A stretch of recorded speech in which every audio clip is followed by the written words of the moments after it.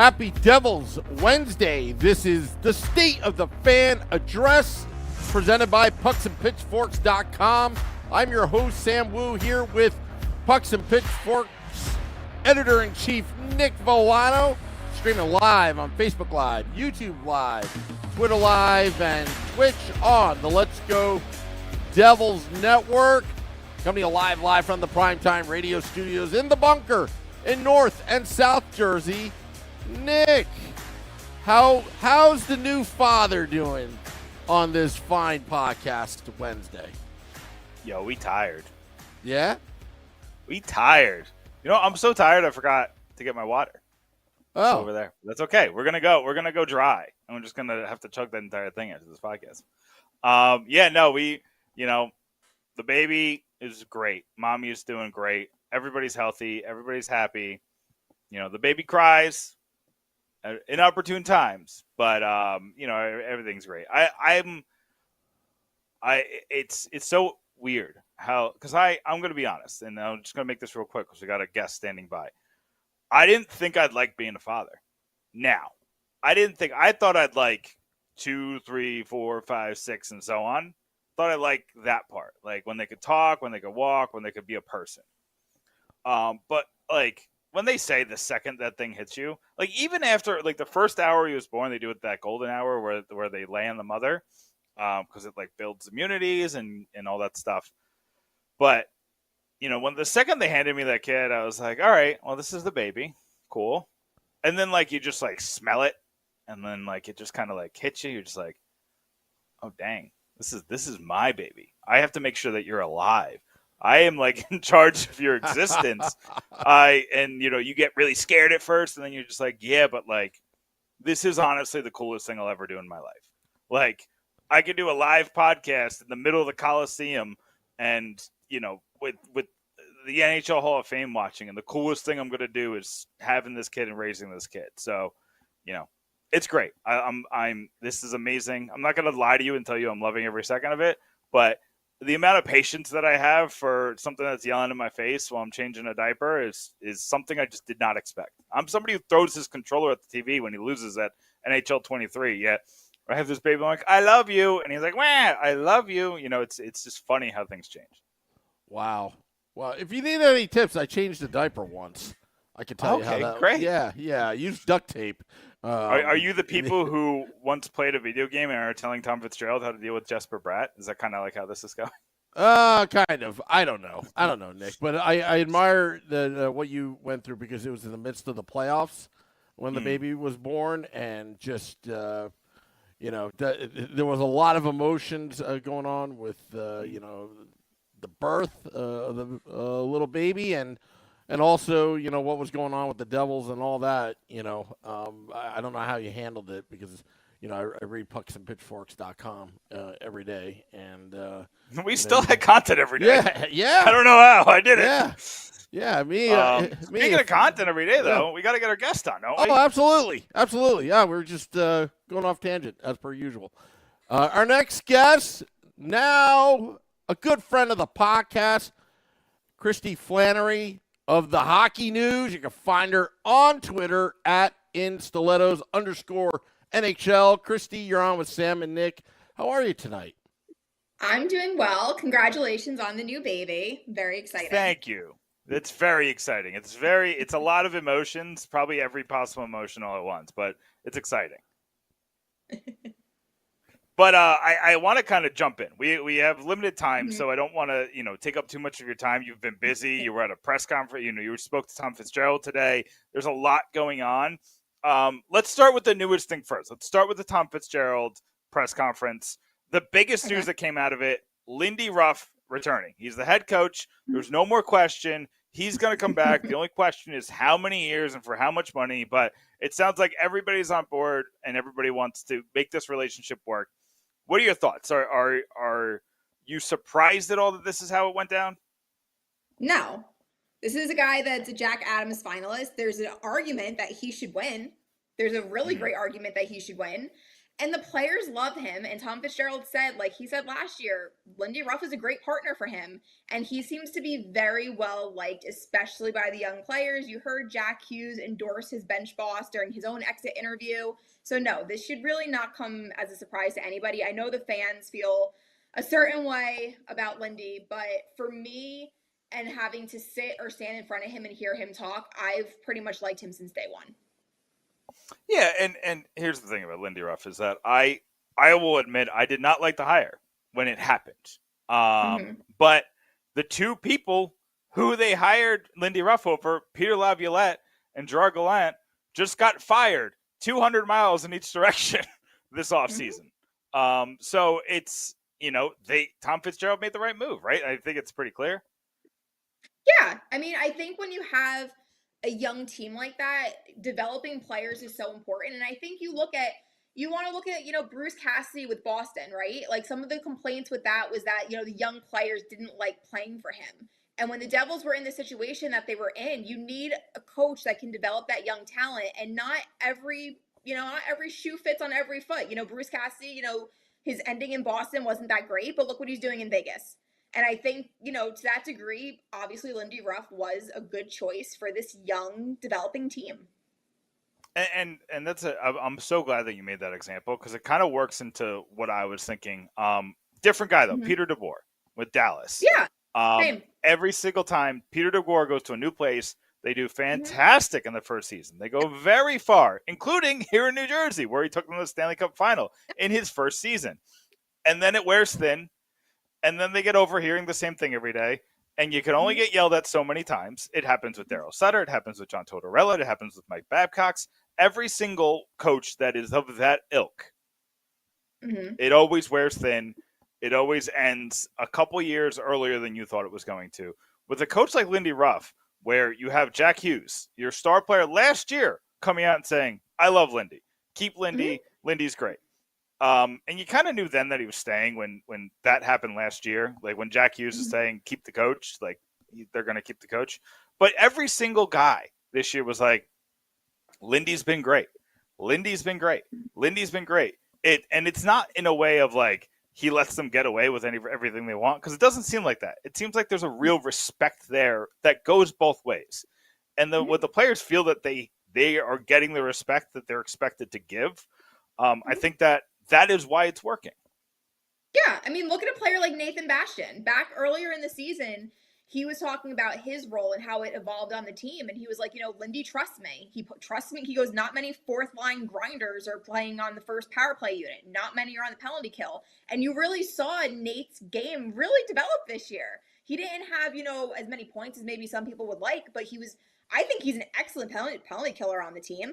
And he did have that success as the net front presence on the power play for that time. So and it seems to be, it's like any other job, right? If you have a boss that you like and you respect, you're willing to put in the work. You're willing to stay those extra hours. You're willing to really work with that person. And that's kind of how I equate it to the players with Lindy Ruff right now. There's just a lot of respect for him, and they like being around him. And I'm going to make a quick example. I do want to move on past Lindy Ruff because there's a lot to talk about. But just look at Mackenzie Blackwood. This is a guy who most coaches, especially these hard-nosed coaches, would have just given up on and given no chance. And Lindy Ruff kept figuring out the best way to utilize them.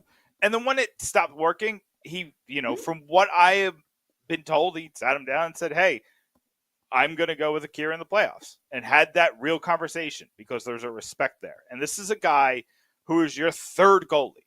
So when you bring that respect to each player on the roster and, from what I hear, staff members, everybody, the beat reporters, he's never disrespectful from what I see in the press conferences. He gets a little agitated, but, it's an 82-game season. Who doesn't? What do you expect? Yeah, but so people have seen my writing, be like, you sound agitated, Nick. So I can't hate on Lindy for that. But everything else, like, he is just so cool, calm, and collected. And I think that's kind of what a team of this age and this distinction needs in the room. Yeah, I think people it's an understated thing about how important a voice is in a room. Even in the playoffs, when they were, down 0-2, to have a coach that's just calm, cool, and collect and isn't hitting the panic button, that means the players aren't hitting the panic button. Because the guy that they're looking for, to lead them and to coach them is calm, cool, and collect. and this is the last point I'll make, but Lindy needed guts to go to Akira Schmid in Game 3, and it won them the series. So hate on Lindy all you want, but he is the reason the Devils now own a series win against the Rangers. So that's my last point there. I do kind of want to go to the rest of the press conference. There's a ton he brought up. He talked about Jesper Bratt. He talked about Andrew Brunette. He talked about a bunch of different topics. Besides the Lindy Ruff comments, what stood out to you? See, I like quotes. Like, the writer in me looks for really great quotes, and I loved his quote about Erik Haula. I thought that was fantastic. And you know what? It's funny because I'm also biased, because when that trade first happened, like the next day, I wrote an article about how that was going to be a win-win for Boston and New Jersey. And I had some people DM me, and they're like, Erik Haula is not what this team needs. I said, Erik Haula is everything that this team needs. He's been great. Haula's been amazing. Yeah. They got to resign him, right? I followed his career for a long time. I started following him when he was in Minnesota, and I was so excited when that trade happened, because it just made, in my mind, it made so much sense. And it's funny, right? Because it's all perspective. So it's funny to see, like, the evolution of Erik Haula with this fan base. Like, it's hysterical for me to watch. Yeah, honestly, like, when you think about, like, the first time they put Erik Haula with Jack Hughes, which I think was in, like, November, and just fires everywhere. The sky is falling. This team is going insane. Nowhere. We're going to miss the playoffs. And it's just like, guys, the line change. Like, Lindy Ruff, and this is what I said when it happened. Lindy Ruff wants possession, and Erik Haula wins faceoffs. It's literally that simple. And guess what? Go back and look at Jack Hughes' best moments in the postseason and in the regular season. Erik Haula was his winger. He was a scoring machine with Erik Haula as winger. I expect to see that a lot more. But let's talk about free agents. I expect you think, based on all the comments, that Erik Haula is coming back, right? Is that would be your expectation? I would think yes. I would be surprised if he didn't, because again, I don't think, and you don't see it because you're not in the room, but I don't think people understand the importance of having Erik Haula and Brendan Smith in that locker room. Yeah. I think that those are very important voices and very important expertise to have. And just to kind of on that point, Dan Rice for Pucks and Pitchforks wrote about Kevin Ball sitting in the press box with Brendan Smith and how important that was. Like, little things like that we don't think of. We look at, like, Brendan Smith made a mistake, fire him. And then the coaches are like, actually, he's the reason Kevin Ball made the strides he had this year. But the rest of the free agent class, and we'll focus on unrestricted, because obviously there's a lot of storylines with the restricted, but unrestricted, Damon Severson, Ryan Graves, Miles Wood, Tomas Tatar, there's quite a few. Yeah. Do you think, what are your thoughts on, like, just that crop? Are they going to prioritize any of them? Do you think they can't bring any of them back because of the salary cap? Like, how are you approaching, in your mind, unrestricted free agency? I look at a player like Tatar, and I kind of go back and forth 50-50. I could see them bringing him back. I think it's going to depend on how much money he's going to want. I saw online, I know a lot of fans were unhappy with Tatar, with his postseason performance. It was not his fault with the Siegenthaler thing. Stop it right now. That's not his fault. That is a play that we see throughout the regular season all the time. The forward bringing the puck back to the defenseman. If the puck didn't go over the glass, that would have been a play that nobody would have thought twice about. So stop it. Things happen, and it's like Dougie Hamilton said. That is not the reason they lost the series. Anyway, Tatar's 50-50 for me. I could see it. I think it depends on the money. Severson and Graves are interesting. That's really interesting to me, because Luke Hughes proved in that very short span that he is NHL ready. And there's a plethora of defensemen. Again, you have Riley Walsh down in Utica that was supposed to be, like, the next guy. Like, he kind of is now lost in the shuffle, because you have Kevin Ball, who has the size, and he had a really great development year. You have Nemec. You don't know what he's going to bring at training camp. So Graves and Severson are very interesting for me. What I will say is Damon seems to play a very simple, reliable defensive game. And because of that, the younger defensemen seem to really enjoy playing with him. And for that reason alone, I think he could still be good being paired with a Luke Hughes who's coming in. Although I think the Luke-John Marino pairing is going to be something that might be a little popular next year. But I think Damon is really good for the young defensemen. So if Nemec does come up, that could be like an interesting kind of idea. But I don't know what's going to happen with the two of them. And as far as Miles goes, the thing with Miles is that when I talk to him, and I've said this, nobody cares about the guys in that locker room more than Miles would. Like, he is a team first guy that you really do want in the room. I also think that he would maybe be one player that might do well with a change of scenery and maybe a different role, just a different atmosphere. So I don't know. The thing with him is that you have Nolan Foote, who Tom Fitzgerald highly spoke about today, who's, if he comes up, he would be a bottom 6 player. And you also have Curtis Lazar. And Curtis Lazar can easily take over in that bottom 6 role as well. So Miles is interesting. I would say out of all of them, he might be the least likely to come back. Oh, that's I interesting. think that's still kind of a question mark, to be honest. That's interesting because I look at what's really hurting the Devils this year is they have all their unrestricted free agents in a terrible free agency class. Weak is not a good enough word for the crop of free agents for the rest of the league. For everybody, like Damon Severson might be the best defenseman. Say either him or Dmitry Orlov, really. And Miles Wood is a player who's going to attract a lot of attention because of the skill set he has. And the speed. And Ryan, can't forget my speed. Yeah, he might be, second or third behind Connor McDavid and one other guy and fastest skater, and so he's going to attract a lot of attention. He's going to get more money than you think is what I keep telling people. And if he doesn't, I think he's coming back. Like if he goes out there and nobody offers him 4, I think he's going to come back for what he's making now.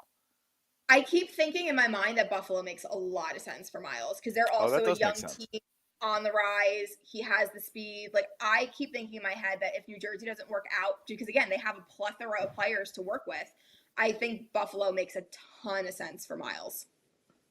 See, I thought they might do something like Edmonton or Winnipeg or like one of those teams that are like, trying to find those bottom 6 pieces that you pay a little bit, kind of like what the Rangers did with Barclay Goodrow, which is failing kind of miraculously. But when you think that you need a superstar in that bottom 6 to push you over the edge, I think it's one of those teams that are going to do that. But I agree with it. It's hard. It's a really hard decision that Tom Fitzgerald has to make with these unrestricted free agents. But the harder decision comes with the restricted free agents. And there's a ton of those too. McLeod, Bastian, Ball is a restricted free agent. Like, how much do you pay Ball? Like, he had a really good season, but he's a starter now. How much do you pay that? So he has a lot of decisions, but nobody's going to talk about that because Jesper Bratt and Timo Meier are restricted free agents. You're on Twitter. You see what everybody's saying about Jesper Bratt. I got to ask what your thoughts are and kind of where do you see that in list of priorities for Tom Fitzgerald this season? I think when you think of the Devils core, Jesper Bratt is still part of it. And I know like I did like a Q&A type thing on Twitter during the playoffs, and a bunch of people said that like Bratt was invisible during the postseason. And my philosophy is I never judge an individual performance in the postseason until the injury report comes out. Because then the injury report comes out and you're like, oh, that makes a ton, like Dougie Hamilton. That makes a ton of sense why he didn't have the shot that he had at the point. Bratt said that there were a couple things, like he didn't go into specifics, but like there were, because again, everyone's banged up in the postseason. Like that's just an understanding that nobody goes into the postseason 100%. Bratt to me he's not a flashy player. He's not a Jack Hughes. Like some people were surprised to be like, no, he matched his point total from last year. He still had 73 points. He reached 30 goals for the first time in his career, but he's not a flashy player. And he kind of like, people are going to get mad at me, but compared to like a Jack Hughes, Bratt kind of flies under the radar a little bit. Just a little bit. And I think it's like in terms of like star power? Yeah, and kind of just like what he does. Because I think when you look at Bratt, more times than not, at least it feels this way. I'm not saying it actually is like this in reality, but when you're down, when the score is 0-0 and there's 10 minutes left in the third period, I don't see Bratt making the play. I think that he's not a driver. And I think my co-host said this on my own podcast. He was like, Bratt to him isn't a driver. He's a passenger. Like he'll get the assists. He'll like set things up, but he doesn't, and I know that's contradicting saying the driver because like the assist, I get it. Yeah. But I think that's what bothers people, I think, about Bratt's performance is in the big moments, he's not the player that's necessarily going to step up. And that's not my personal opinion. That's just kind of what the consensus that I have spoken to people about. And I guess the postseason's a perfect example. They felt that he couldn't handle the physical play. He kind of backed off, and he didn't really like show up when he needed to show up for his team. If that makes sense. Yeah, I know and I'm just rambling at this point, but I don't know if I made my point clearly. Yeah, no, I mean I think you made the point perfectly, because I'm seeing exactly what you're saying. There was one specific play where he was running up on a 2-on-1, and the shot should have been his. It just clearly should have been his. But I think he's in this mindset where, let me see if there's a better play before I shoot the puck. Yeah. And that split second of hesitance either ruins the shot that you had or makes you make a bad pass or whatever. Mm-hmm. And in the regular season, when you do this 1,000 times, you're only going to pay attention to the goals. You're only going to pay attention to when it works. But in the postseason, where everything is so under a microscope and every mistake is magnified times a million, you're going to be like, you should have passed. You should have shot. You should this. You should have that. And I think that's kind of what happened here. Bratt had many stretches where he went 12 games and had 6 points. And he had many stretches where he had 12 games and had 25 points. You know, this is the type of player he is. I understand what they're saying about the physicality. I just think you don't trade Bratt unless you get another superstar winger.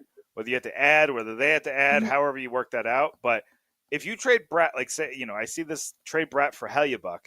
It's like you're trading Bratt for a guy with 1 year left on his contract. Like you're making a net negative. You're going all in next year, but you could go all in with Bratt. So that's kind of my point. Yeah. I think he's very important to this team.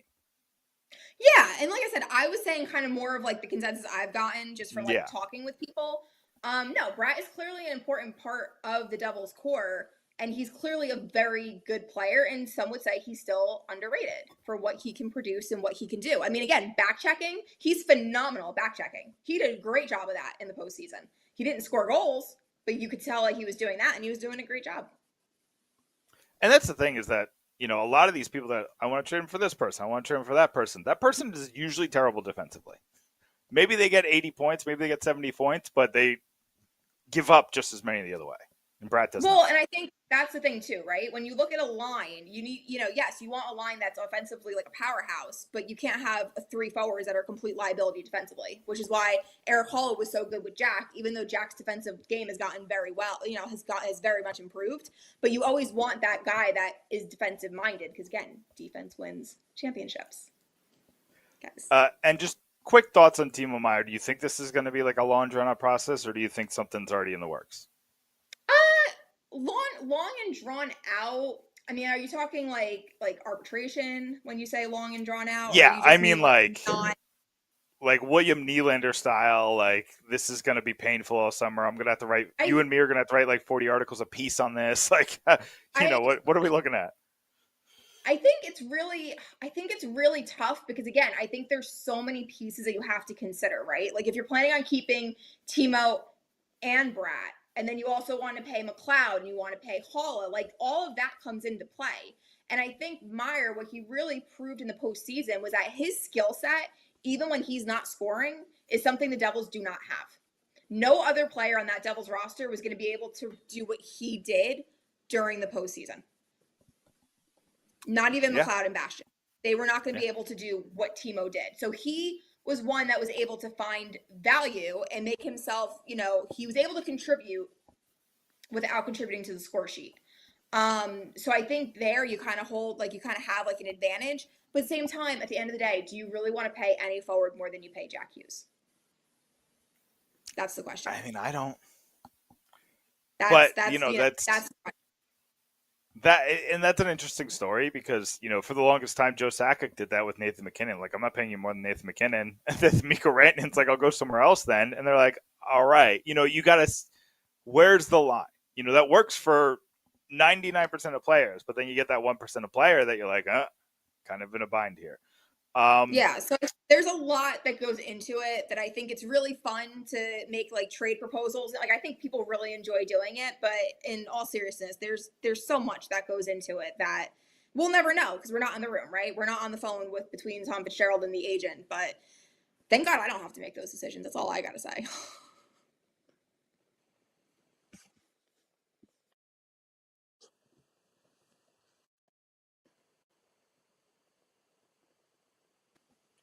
I'm back. Did Sorry. Nick freeze or did I freeze? I'm back. It's me. Can you guys hear me? Yeah. Okay. Yeah. Nope. Sorry. That was my fault. I'm blaming the Okay, I baby. just didn't know if that was my end or yours with all my internet issues. I was like, oh God. No worries. No. We're still good. But last question. You followed this team all season. You followed this team for the past 2 years. So you have like a really intricate knowledge of the players in the room, how they've grown year over year. Yeah. Is your gut feeling that this is a championship caliber team? Is this building to something like Colorado built it, like Chicago built it, like Pittsburgh built it? Does it feel like that? Or how do you feel right now? Yeah, I wrote after Colorado won the cup, I wrote like a month later that the Devils are on track to be the next Colorado Avalanche, and I got made fun of for that. But I still. I was gonna by say that that point. must have been great for you. Yeah, I got a lot of hate for it. People are like, oh, you clearly don't follow hockey, and I'm like, no, you don't follow hockey because there's you can make any pick a position, and you can make the comparison from New Jersey to Colorado.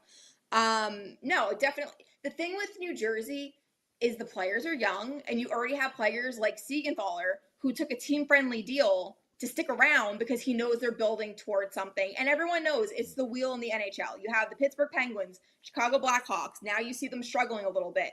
The Devils struggled for a while. They're on the up and up. Same with the Buffalo Sabres. Like, this is the start of something for this team. It's just the way the NHL works. Everything's in a cycle.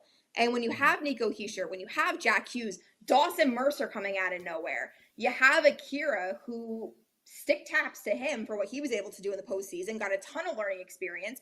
And as much as people are hating on VTech right now, you can't take away what VTech did in the regular season. He was phenomenal in the regular season. He was a huge reason that they were in the playoffs. And the pieces are there. And I think why fans should trust Tom Fitzgerald is last summer, people were losing their minds because he missed out on Johnny Gaudreau. He missed out on Matthew Tkachuk. He missed out on Alex DeBrincat. Guess what? The players that he needed were Eric Holla, Brendan Smith. And I'm not, you know what? You could throw Andre Platt in there too. I know that he had kind of a tough season and it was just a hard adjustment between coming to a new team and injuries. But having the voices of Holla and Smith in that room were massive for this team. Because those are the two players that are going to hold the young guys accountable. And on the Palat thing, like, he tore his groin. And that was clearly like just years and years of, playing 100 games a season. It happens.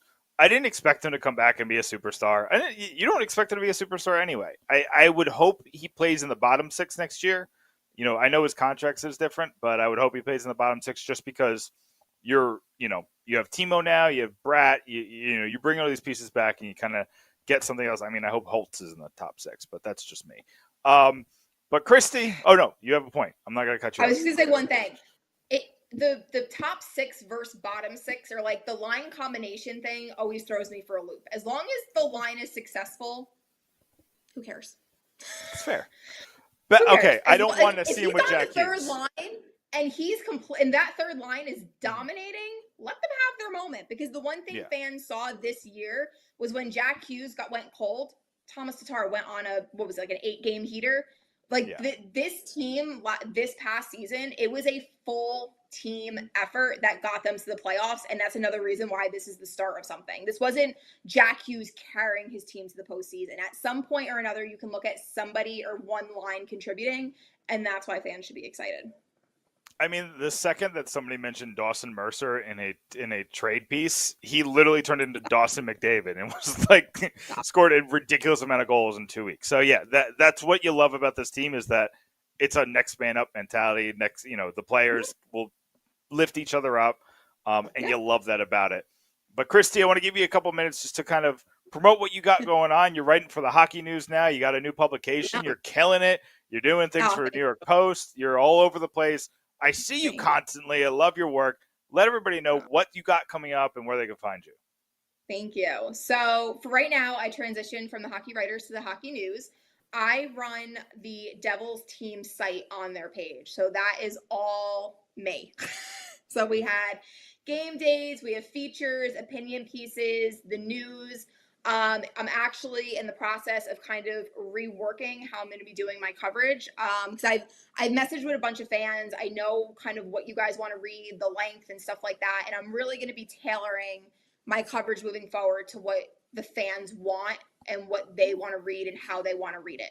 So I'm very excited about that. It's a transition, right? Life is a journey. So the hockey news is just another part of my journey.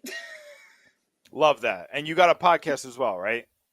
I do, with stilettos and stouts with my lovely co-host Ryan, not Ryan from NJ.com, because everyone gets that confused. I did not know Ryan from NJ.com existed when I did my co-host search. But yeah, hilarious. I do that. It's so funny because everyone keeps thinking, everyone says, I feel bad because everyone thinks it's him. And I was like, guys, it's like, no, he was not on the beat when I started this whole podcasting journey. The podcast is a lot of fun. I had a really strict idea of what I wanted it for, like what I wanted it to be. And it didn't really come into that yet because life just got really overwhelming, but it's a really fun thing to talk hockey with Ryan once a week. Love that. And another for that, make sure you follow her on Instalettos NHL just to make sure you see all her content. But Kristy, we love having you on. We'll definitely have you on the next time the Devils do something crazy. And good luck on the journey. Talk to you soon. Thank you so much for having me back.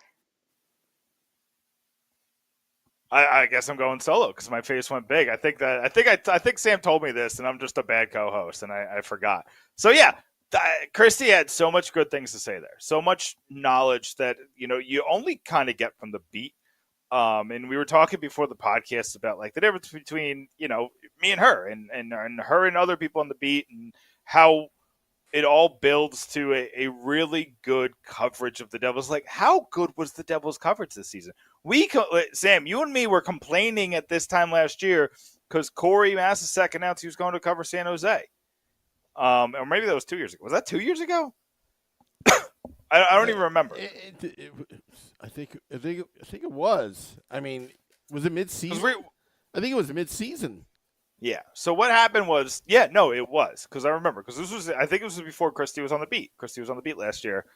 We got left with, no Chris Ryan. He was no longer at that's right. NJ.com.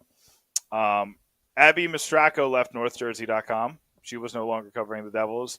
I think I said her last name wrong. I'm sorry about that. But no, Abby Mistracco. Yep, that's fine. Okay. Yep, that's good. And we lost Corey Masisek. And, we got Sheena Goldman, which I've said to the high heavens that she's one of the smartest people in hockey, and she has a focus on the Devils. And I love every second of it. She really showed her, her teeth in the playoffs, and she's a friend of the podcast as well. So, yeah, I get it that she has a lot of focuses, because she's big in the analytics for the Athletic. But to have her have a focus on us was a pleasure. But we did get left with no beat reporters. We had Dan, who works for me, and that's, I am what I am. I'm not going to pretend that I am any bigger than I actually am or any more influential. I know who reads my articles. I know who knows about my articles, but I'm not going to sit here and pretend like I, move mountains like actual newspaper beat reporters do. So to go from that to now we have Kristy in the room. We still have Dan Rice in the room. We still have James Nichols in the room. Or no, we now have James Nichols in the room writing for the fourth period. We now have Ryan Novosinski in the room writing for NJ.com. We have his name's escaping me. Josh Renitz. I was like, last week's guest. Why did that just, we have Josh Renitz in the room. And they're asking legitimate questions. Sam, the days of people complaining about the beat reporters asking questions are gone because these guys are asking legitimate questions. Trey Matthews, who works for me and covers Locked On Devils, he's got a media pass. He's asking questions in the room. He's getting answers. So, it's all these guys and girls. It's just a brand new world for Devils coverage. And I'm going to tell you what, Sam, and I know this for a fact, the Devils are happy about it. They'd rather have people asking hard questions than no people questioning them at all. That is just a stone cold fact. And you look at this team, Jack Hughes is going to be one of the most popular players in the world. Wasn't he one of the most popular selling jerseys this year? I think I saw that somewhere. It was on the top 5, if I'm not mistaken. Yeah, I'm going to look that up real quick, but NHL jerseys. But yeah, it's the coverage of the team is so much better than it was a couple years ago when we got left with nobody, and it's such a great thing to see. With that being said, Sam, I gotta say, what's going on with the fan base this week? Jack Hughes was the 4th top selling jersey. I told you, 4th top 5. in the NHLs. I told you top 5. I knew that. He was ahead of Austin Matthews. That's pretty impressive.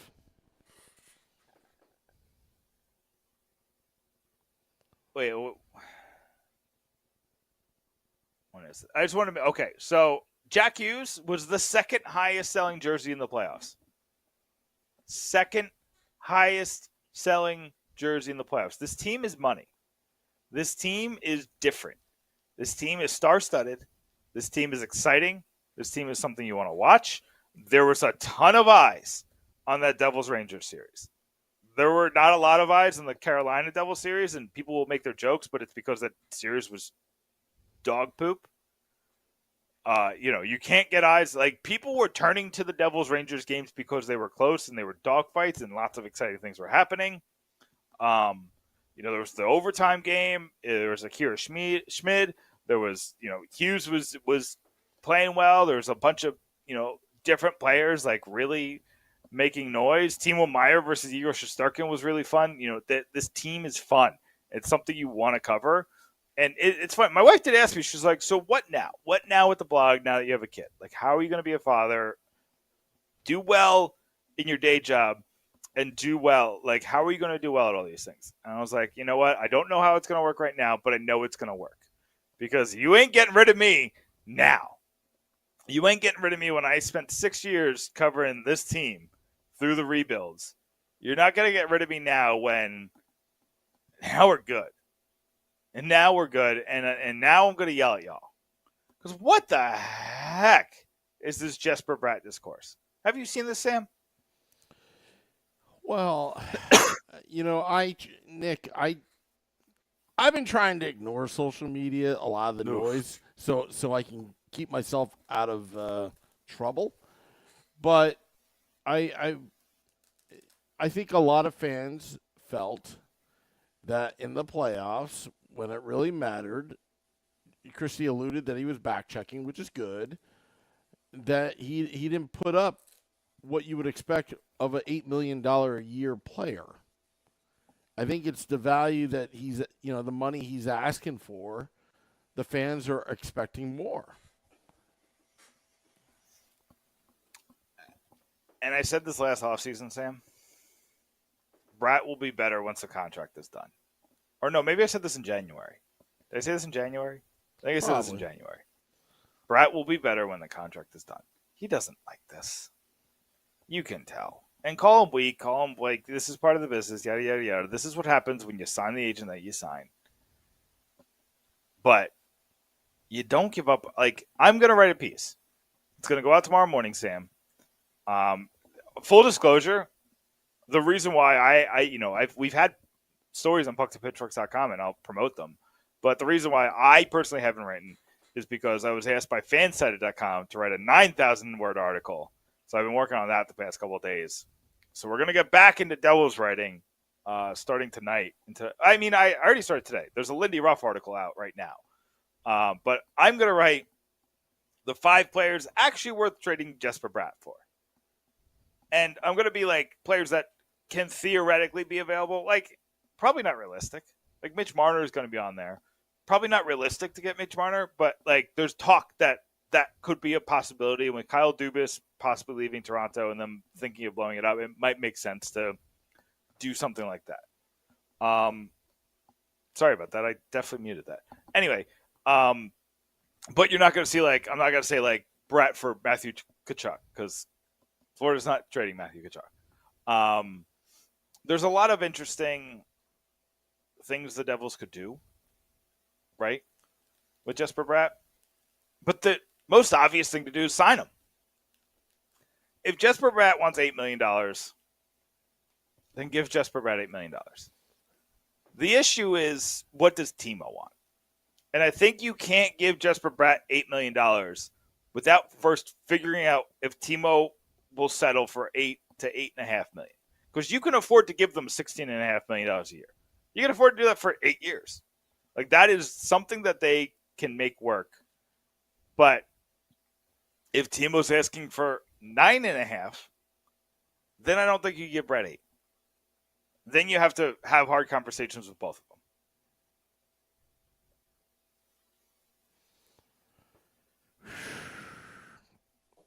I can't give Bratt 8. I can't. You ain't giving him nothing. Josh Harris has plenty of money. No, he doesn't. Did you hear the latest reports? He just bought the Commanders. How does he have no money? He's overextended himself. He doesn't have enough cash reserves, which is why he had to bring in partners for that team. Well, no, I mean, that team. What did that team sell for? $6 billion. $6 billion. I actually mentioned this on the Morning Woo this morning. I need to do more research on it, but I think Joshua Harris, he's not as rich as like Steve Cohen, the New York Mets. That's the first time. Well, wait. Yeah, Steve it's Cohen, so hard because Steve Cohen is like, $13 billion, $15 Oh, is he billion. 13? Okay. Yeah, he's not that rich. I think he's around 6 or 7, right? 6 or 7. But just think about this, Nick. And this actually concerns me. But I can do more research on it because there's the economics of this. But if there is a big downturn in the economy, and with Harris owning all these entities, I think ESPN.com put out that they put out parts of his prospectus, which is, when he was soliciting other investors to get into the group. Now, the last few sales, the NFL sales, the teams, they didn't need a prospectus because the principal owner was able to pay for it. This is one of the first times where you have to get in Magic Johnson, put in a group together. His thinking in the prospectus is if change of leadership will bring in more fans almost immediately. And also the new stadium deal, revenue, all that. I was going to say the stadium is probably what he's banking on. But he forgot one thing, like he forgot, with the 76ers and Devils he finally got. You got to win, too. I mean, winning solves everything. It's amazing how Joshua Harris is like, well, this is great for the Commanders because look at how the Devils and Sixers are doing. Yeah, that's after they sucked for 10 years badly, like real bad. And here's the thing. This is my only worry. This is my worry with the Devils and Joshua Harris is that the Sixers are a mess. They're an absolute mess. They just fired Doc Rivers, which is going to cost Joshua Harris probably $5 million a year because Doc Rivers isn't going to get another coaching job. Yeah. And he's making a ton of money. It might cost him $10 million a year. I don't really know how much NBA coaches make, but I think Laviolette was making $5 million, so I'm assuming that Rivers makes more than that. They have this James Harden thing hanging over their head. They're going to have to pay him a lot of money to suck. No, actually, he declined his option. Did he? Coming over Twitter about 15 minutes ago, I was looking at that. It came out of nowhere. Paul Jolovitz, who I work with down in Philadelphia, WIP, tweeted out that Harden did not pick up his option. That's insane. But okay, I mean, honestly, I have to verify that, but I'm looking to see if Chris Haynes of Bleacher Report. Yeah. Yep. So, that's a big win for Joshua Harris. But, look, he's been pretty engaged with the fans after Game 7, beating the Rangers.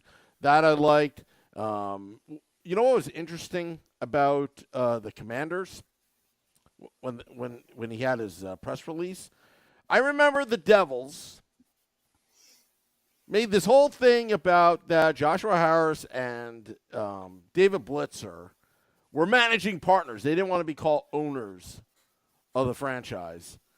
And then Joshua Harris puts out, a press release being the proud owner of the Washington Commanders, which I thought was very interesting. Like, didn't you forget you're a managing partner because you didn't want to be called an owner of the New Jersey Devils? Anyway, it's just petty criticism, but whatever. Yeah. To me, and he bought the team. What?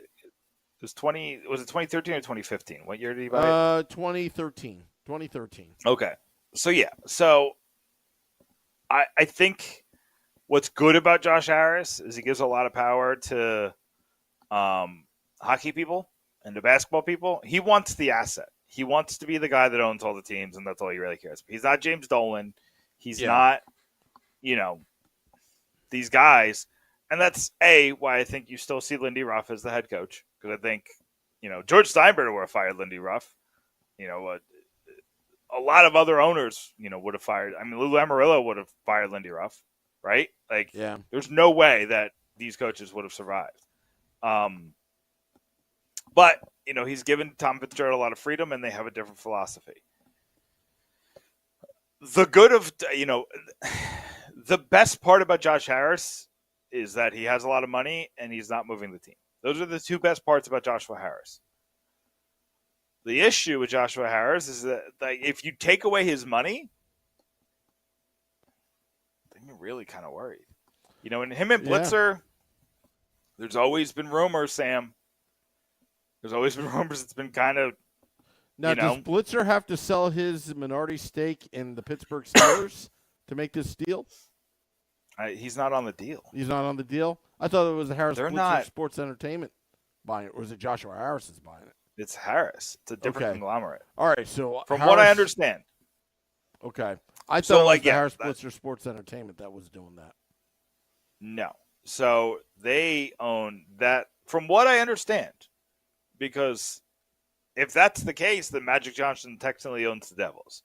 Because the way that they built that is that you buy into the Harris Blitzer Sports Emporium or whatever the hell it's called. Sports and entertainment, whatever.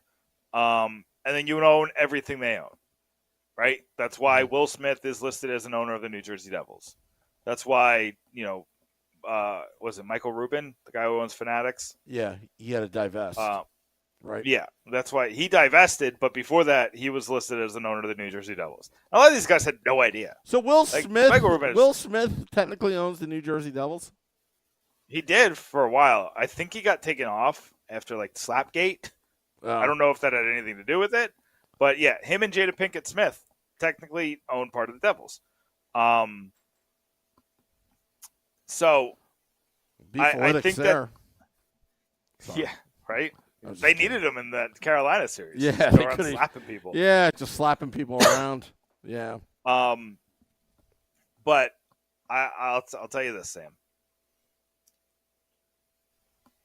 If there's a money issue now, when this team was a cap, floor team for 3 seasons and then nowhere near the ceiling for the next 3 seasons, spending no money.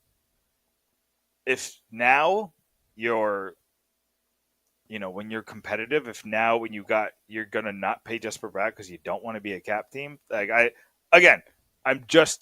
there's no evidence that this is true, but if that's the case, he has to pay, he's got to give Lindy Ruff a raise. Lindy Ruff was one of the lowest paid coaches in the league. From what I understand about his contract, it was much less than his counterparts. That's no longer going to be the case. And he deserves that. He deserves the raise that he's getting. He did phenomenal work with this roster. Sam, let me ask you this. Would you have gone with Akira Schmid in the third game? Oh, yeah. I'm on record saying that. Okay. I would have too. I would have too, but a lot of people, when you're in the chair and you have to make the decision and your behind is on the line, won't make the decision.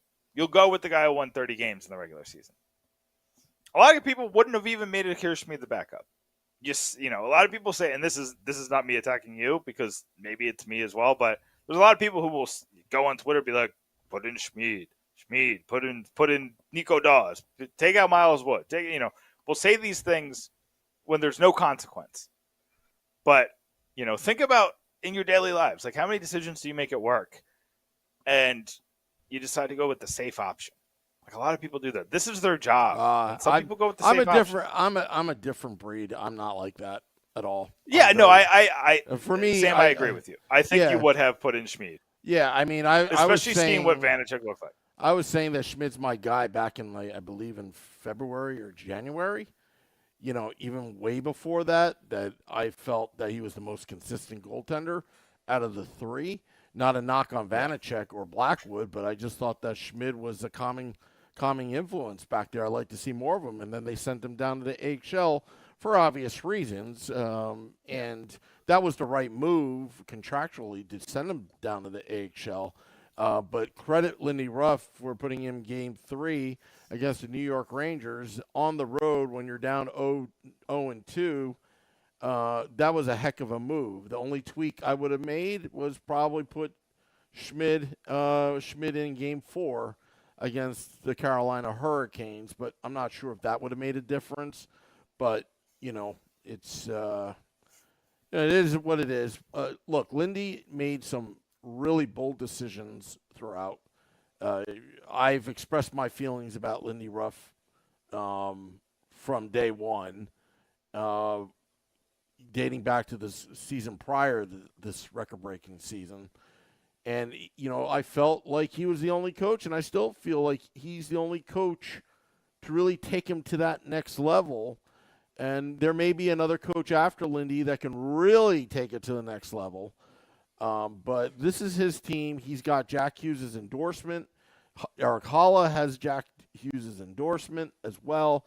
Holla and his family, his wife, has made this whole that entire group of one big giant family with the New Jersey Devils. It's not transactional right now. It's not like all the analytics or whatever. They honestly like each other, and they will play hard for each other and have each other's backs. And we saw that in the playoffs.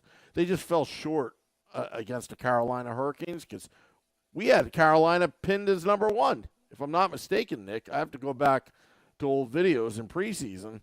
And, Rod Brindamore is a great coach, well coached. The Devils let off the gas pedal a couple times. Jonas Siegenthaler, that penalty that he had, it happens. I'm not going to harp on him. It's another Steve Bernier moment. It happens. And you know what? You need dumb a good penalty. And you need. And I do think that Go ahead. I the one thing I disagree with Kristy is I do think that Tatar made the wrong play there. Maybe he makes that play so many times, but it's overtime. You can't make the normal play there. You got to be, you only take chances when they're, in a scoring play, and it is a risk to go backwards. Yeah. But it is what it is. It's, I get what Kristy's saying. She's just repeating what the guys are saying in the room. Yeah. But, Siegenthaler shouldn't have thrown it over the glass. He wasn't even being pressured. He just made a mistake. It is what it is. Well, I remember watching that play live, Nick, and as soon as it went to Siegenthaler, I was like, what are you doing? Before he even flipped. Because that should have been – you're talking playoff overtime, elimination. You got to chip it. Get it in the offensive zone. You got to chip it and reset, especially when the boards were on the far side. The line changes were on the far side. You can't take those chances. I understand the puck possession, trying to keep things moving, but that's where they got burnt, and you knew that Carolina was going to score that game-winning goal there. I mean, we all felt it coming. And Schmid played out of his mind in that game, which is what I think gets lost in here. Schmid was the only reason why they got into overtime, because he was holding down the fort. And as overtime went, I said the Devils they got to win it either in the last 2 minutes of the third period or the first 2 minutes of the third period. I'm sorry, in overtime. And they just didn't have enough in the tank, and a mistake was made, and they paid for it. So that's a learning lesson, total learning lesson. We found out, like, all the injuries, Nick. And, again, not making excuses, whatever, but you had to be proud of this team, how they held up, because, honestly, about a year and a half ago, I thought this team was a bunch of wimps. I think he even called them a bunch of wimps. They're not wimps anymore. Look at what John Marino did. Takes a puck to the face, goes out there 5 minutes later to kill off a penalty because they're down to 5 defensemen. One of them is in the box. And here comes John Marino, says, okay, I'm playing. Yeah. You know. And I want to make 2 points before we leave. One to kind of build off of that. The only thing I didn't like about the Carolina series is that they couldn't stop the snowball from turning into an avalanche. Every single time, Carolina, like, those games were lopsided because of, like, 4-minute spurts. Yep. You know, Carolina only dominated play in game 1. And all the other ones, they dominated little sections of play, right? And what was it? Was it game 4, game 3? The Devils won game 3, right? Yeah. Game 4 is game when the Devils 4 had a 1-0 lead, and Lindy should have called a timeout when it was like 2-1 or 3-1. Well, it was 2-1. Well, Yeah. he should have pulled Vanacek and called a timeout at 2-1. Yep. Because it was very clear that they were falling apart. And it didn't come until it was, 5-1? Yeah. And that was 4 minutes later or something by crazy. then the game's – what's the point at that point? Yeah. I did not like that. That part, I need Lindy to – that's the only thing that I'm like, Lindy has to be better. And Lindy would tell you that. I think Lindy Ruff would tell you that. But, and listen, Sam, I'm still holding him to it. I want to have a beer with Lindy Ruff. Yeah, how do we make that happen? Have a beer. I guess we got to ask, right? I'll ask. It's off season. Let him fix his contract situation. And let's go have a beer with Lindy Ruff. American whiskey? Is it open in the off season? Of course.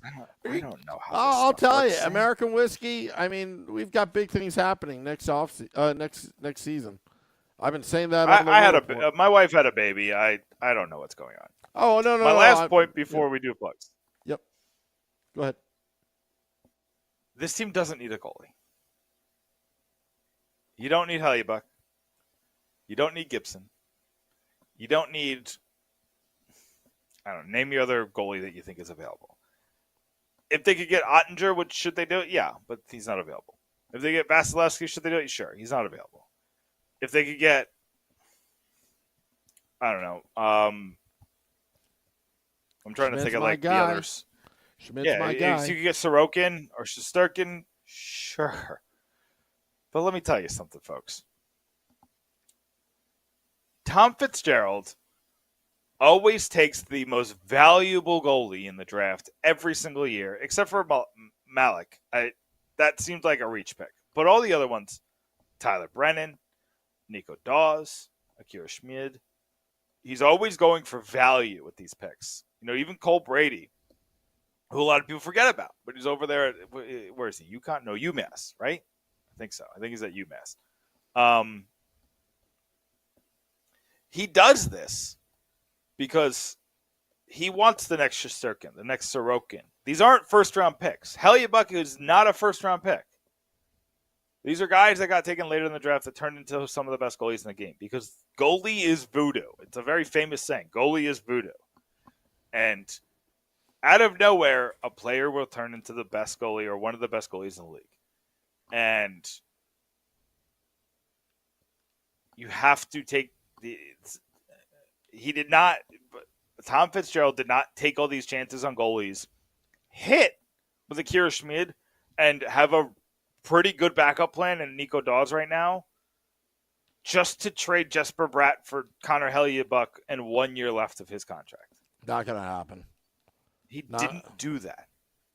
And I need y'all to remember Corey Schneider. Because Corey Schneider was one of the best goalies in the league. And then he hurt his hip at 29 years old and could not recover. He got progressively worse every single year. everybody keeps reminding me, be like, what about, like somebody said, what about Roberto Luongo? Roberto Luongo was top 3 in Vezina one time after he turned 30. Top 3 in Vezina one time. He was one of the best goalies of this generation, maybe the best goalie of this generation. The post-Brodeur generation, Roberto Luongo was the best goalie. Hands down. Wasn't the best in his 30s. Just wasn't. You know, you want to bring up Marc-Andre Fleury. A lot of people brought up Marc-Andre Fleury to me. Guess what Marc-Andre Fleury did in Pittsburgh at the end of that time? They could not make him go away fast enough. Matt Murray, another one of the best in the league, fell off a cliff as soon as he got injured. You know, somebody brought up Ryan Miller. Ryan Miller was one of the best. We kind of downplay how good Ryan Miller was. One of the best in terms of, you know, the numbers, the advanced statistics, everything on those Buffalo teams, and then fell off the face of the earth. He had 2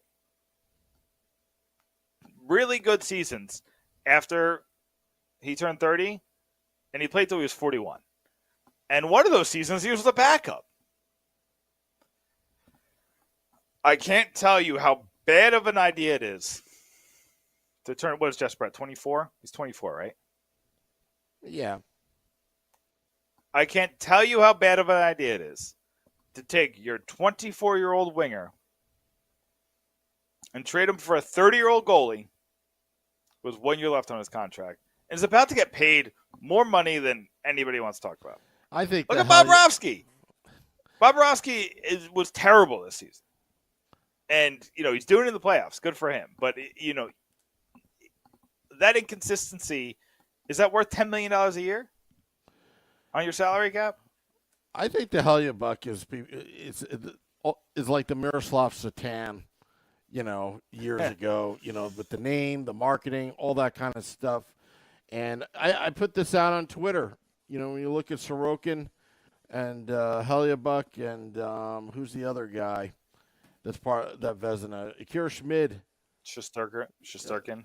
Was Shesterkin a Vezina trophy candidate?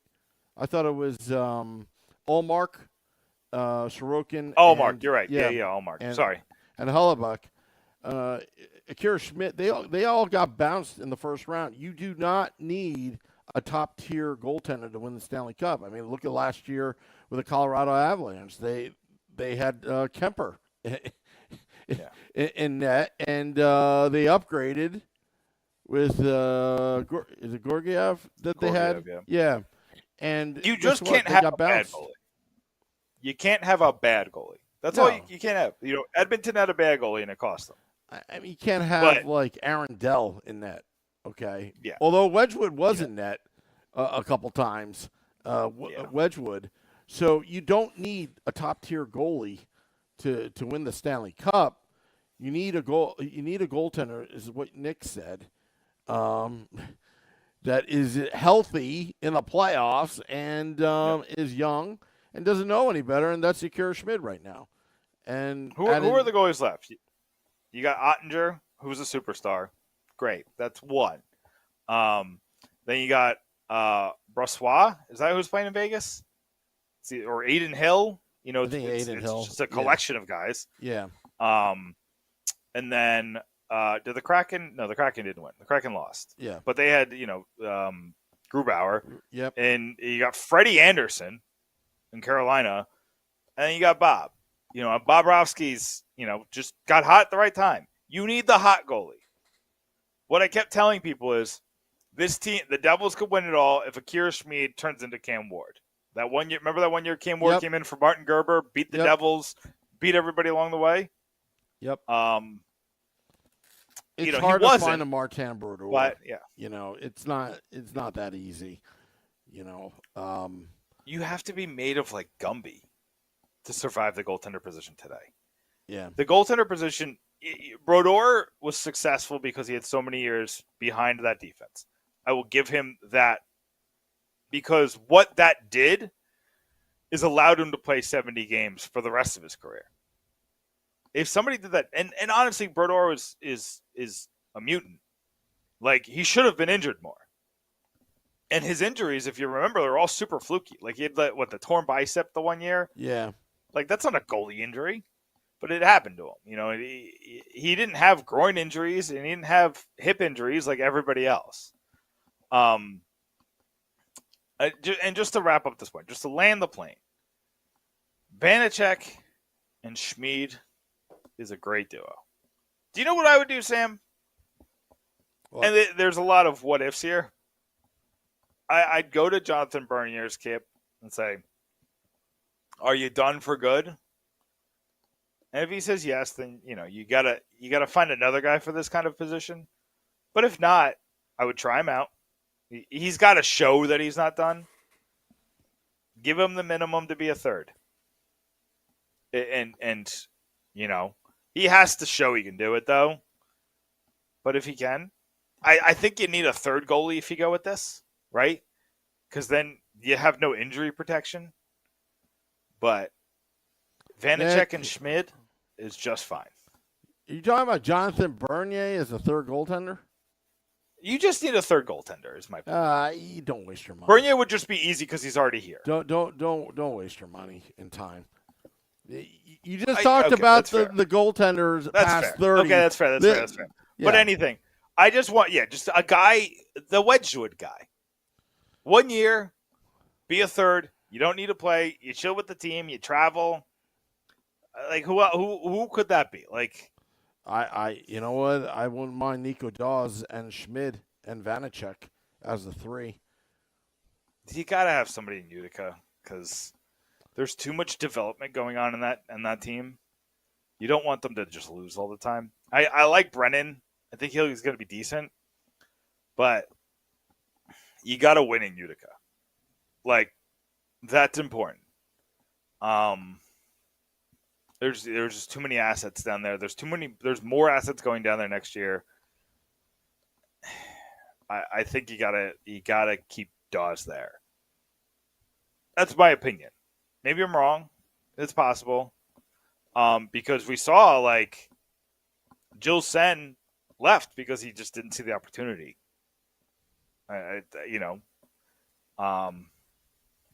Anyway, I'm gonna write about that. That's going to be on Pucks and Pitchforks. So what's going to happen? Let me plug real quick.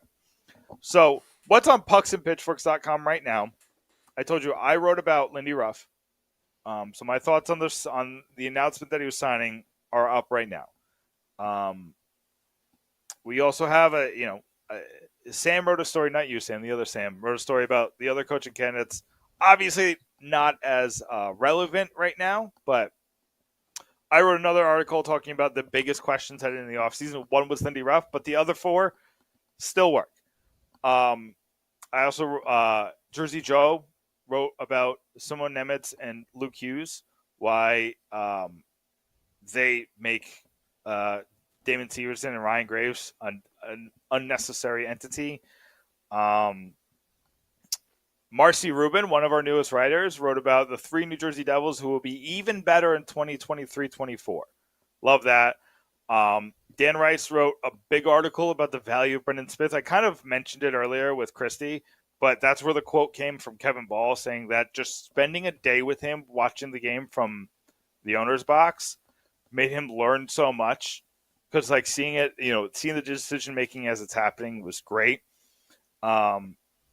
And then I wrote about Jesper Bratt. I'm going to write about Jesper Bratt again tonight. So what I'm going to write about tonight is the 5 players that you actually want to trade Jesper Bratt for.